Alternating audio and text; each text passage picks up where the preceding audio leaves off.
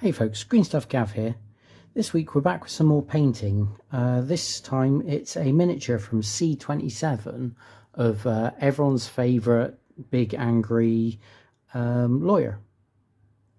Now I haven't seen any of the TV series because I can't afford Disney Plus, but I thought I'd follow the classic comic book paint scheme and purple and white, and then obviously the green skin and dark green hair. So I'll go into fast forward mode for this, so you guys don't have to sit through all of it, but hopefully, and I'll do a bit of voiceover as I go. So, here we go.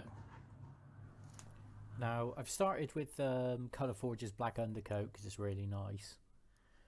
You see it hasn't quite taken into the brickwork, but that's fine. We're going over the bricks heavily with greys and dry brushing up. Obviously we're doing this first because this is going to go everywhere, and this is just like a series of dry brushes just to give some texture. So all the way up to Corax white, 3 different greys. It's not great, but to be fair, you don't want to overshadow the paint job, rest of the paint job. Now there's a lot of skin on this young lady, so we're starting with Warboss green, which is a nice dark green. And we're just going to block out the colours, find all the where all the lines are for all of like her leotard and that. So you can see although I water my paints down in the pot, I have added a touch of water from the pot paint. So yeah, just sort of going through, and this sort of thing, doing these big areas first is also good because it helps you to identify what bits need painting, what colour, so you can sort of see, okay, that's where the leotard ends. See, I'm moving to a thinner brush to pick the face out, and again this is just getting some colour on there. I'm adding a touch of black for the hair because again the darker hair can then highlight up to Warboss green, but by adding some black just to bring it down a touch. And then I'm going to just tidy up some of the boots because these are going to stay black. And while the black's on the palette, we'll add some silver. I really like Lead Belcher, however it's just not quite dark enough for like a first coat, so just by adding a touch of black to it really sort of gives that dark colour. Now I know traditionally the weights should stay black, but from an artistic standpoint it will help them contrast to her if they are a real dark metallic. So you see we're going for the same colour over the undercoat. This is why we go for thin coats, because the black will show through. It's slightly translucent, so by going for the same colour over the top adds pigment, and that gives you a base highlight. And I'm just going to add some green and work it up while previous coat is still wet. So you can see there's just that touch, absolute touch of a lighter green, makes a big difference for the colour. So we're just going to highlight round and keep the original Warboss green in the shaded, in the shadowed parts. So like I say, there's a lot of skin to this young lady, so we're just going to pick out all the bits, make them nice. Again, basic highlights on every piece of skin and the face. Obviously the face is a focal point, so we're just going to add some more of the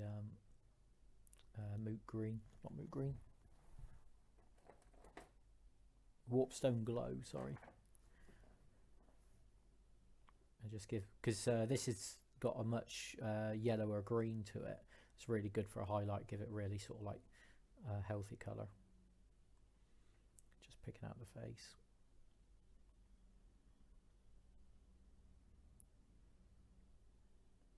Again, just a touch more. Yeah, I don't know why the camera really struggles at the moment. Had an update recently, so I'll have to go back through the settings. But yeah, just picked out some extra highlights on the face because again they're the focal point. Then we're going back with the wall boss green. This is very similar to wet brushing, but also just picking out individual strands as well as the wet brush. Now I don't paint a lot of purple. It's a shame because I really like purple. Obviously her classic 90s cartoon had purple leotard with white, so just following that. Again, there's some really nice lines sculpted on there, so I'm just going to follow them.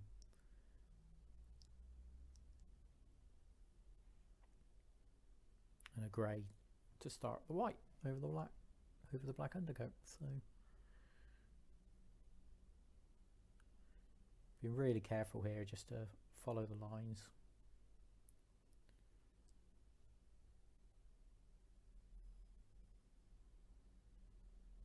And the good thing again, so where it's watered down, is once that's dry you can go over the top again and that gives a highlight. Which, like I say, just need to get the shade right for this, for the metal work. This is a wet brushing, so you can really get away with it with really heavy textured detail like the chains. And just picking out individual weights. Not all the way around, just enough to give a hint so they look a lot darker with a little highlight than just slapping silver all over them. Though we do slap silver all over the edges because they want some detail picking out. But you can say we're just picking out pieces because that really gives us shine.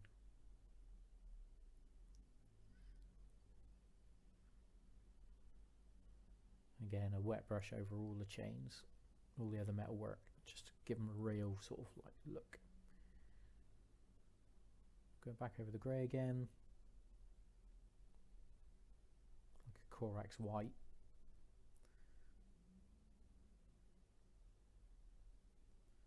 Again, just following the contours to show sort of like real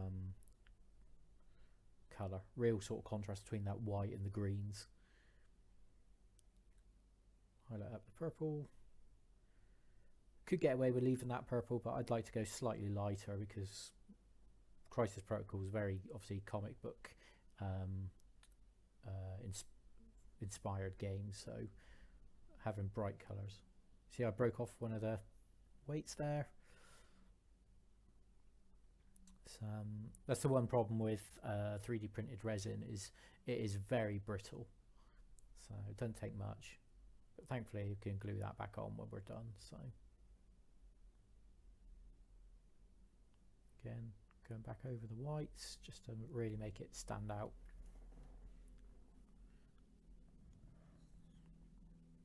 And just going to pick the eyes out while we're here. I decided the shoes needed something, so I added some white lace to them. White laces. Just a bit of a tidy up where I did the eyes. Yeah,